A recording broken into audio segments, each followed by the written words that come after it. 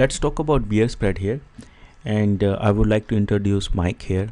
And Mike is not very positive about the market right now. He thinks Google, which is at $700 right now, it's overvalued, so it should go down in price.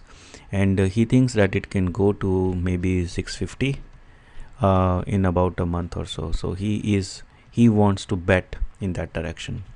So one option is that he can just sell the stock itself. So if you look at the profit charts, and this is the stock price, he can sell the stock. So if he sells the stock, suppose if it starts at 700, the stock he will make profit when the stock goes down, and he can lose money if the stock goes up. So he's also worried about the protection. What if the stock goes up? So he don't want to lose money. So this is the scenario if he just short the stock. So this is called short stock, right? So one thing we need to remember, that he don't have to have a stock to short a stock. He can just sell the stock and buy it at a later time when the price goes down. Another option for him is to buy a put option. So put option give him protection. So in that case, this is again the profit chart. He can pay a premium. So let's say that put for $600 or $700 is around $10. So in that case, he will start by paying $10, because he already paid $10.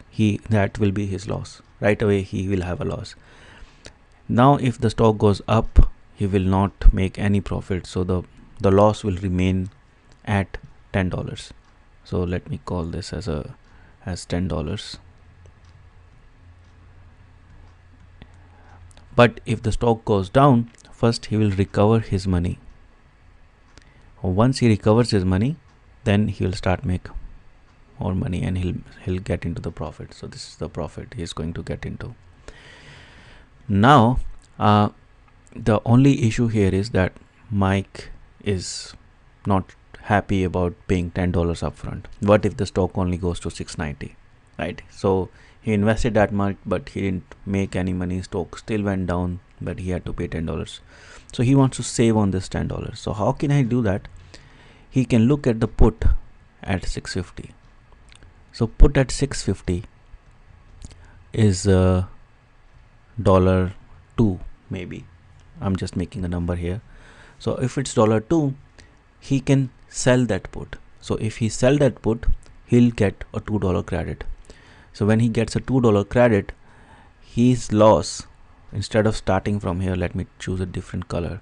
So instead of starting from -10, now he can start at -8, because he got $2. So his investment initially is only $8. So that will be equal to $8.